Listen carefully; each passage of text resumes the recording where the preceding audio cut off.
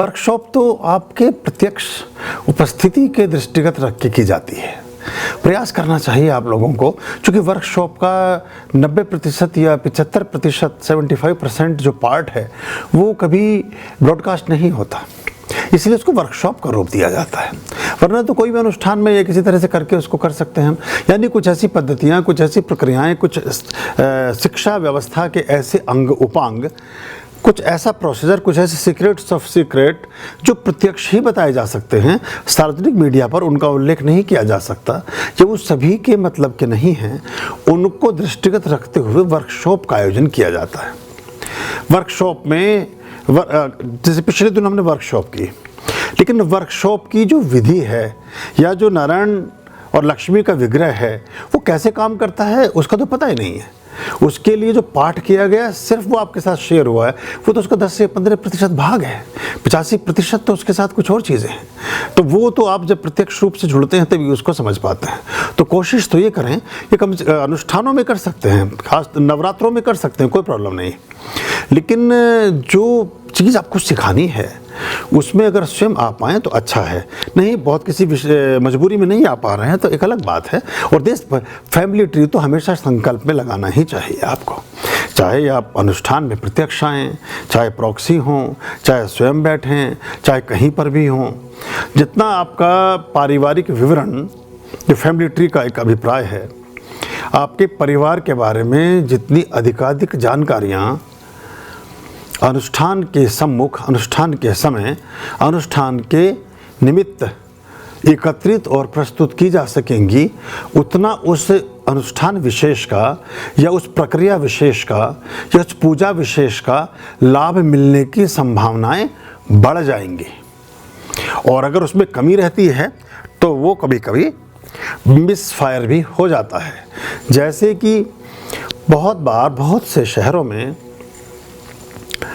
एक ही नाम है, उनके पिता का नाम भी एक है, इत्तफाकन उनके दादाजी का नाम भी एक है। वैश्य समुदाय में मैंने ऐसा देखा है, जो हमारे बनिया वर्ग है उनमें अधिकांशता में मैंने ऐसे देखा कि कई बार नामों की मैचिंग बड़ी फ्रिक्वेंटली से हो जाती है, और भी लोगों में होता है, पर ऐसे मेरे 3-4 खुद जानकार हैं। फिर उनमें क्या था कि नानी जी का नाम भी देखिए, पुत्र का नाम, पिता का नाम, दादा का नाम सेम, माता का नाम अलग था, दादी का नाम अलग था, उधर नाना का नाम अलग था, बाकी नानी का नाम सेम। तो अब ये इसमें कुछ चीज़ें जितनी डिफ़र हो जाएंगी उतना आपके लिए ठीक होगा। ज्योतिष का जो पूरा विधान है वो इसी से चलता है, क्योंकि एक ही समय पर, एक ही तिथि में और एक ही शहर में बहुत सारे लोग जन्म लेते हैं, लेकिन उनके चीज़, जब इन 3 चीज़ों में फ़र्क आ जाता है, यानी कि अगर एक व्यक्ति भोपाल में जन्मा है, एक व्यक्ति मुंबई में जन्मा है और एक व्यक्ति जम्मू में जन्मा है, एक ही समय है, एक ही तिथि है, शहर उनके अलग अलग हो गए, तो लॉन्गिट्यूड और लैटिट्यूड बदल गया, तो सारी चीज़ रेखांश और अक्षांश से सारी चीज़ें परिवर्तित हो गई। तो ऐसे ही जब आप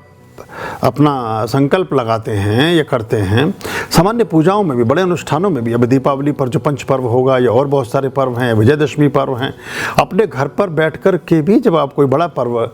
करें या कुछ अनुष्ठान करें तो उसमें भी अगर परिवार के सभी जनों के बारे में आप, ऐसा हो सकता है कि उन परिवारजनों में से कई लोगों से आपके संबंध ठीक ना हो, मधुर ना हो,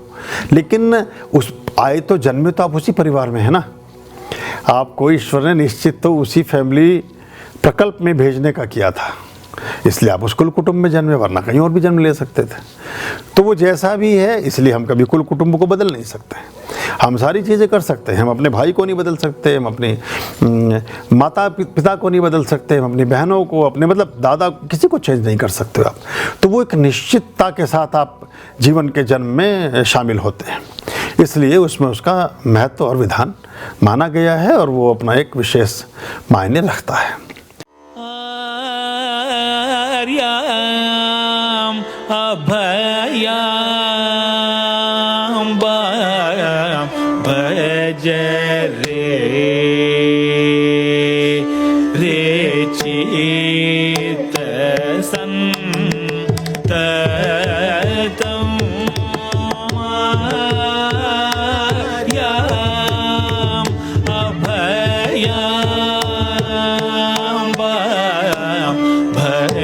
रे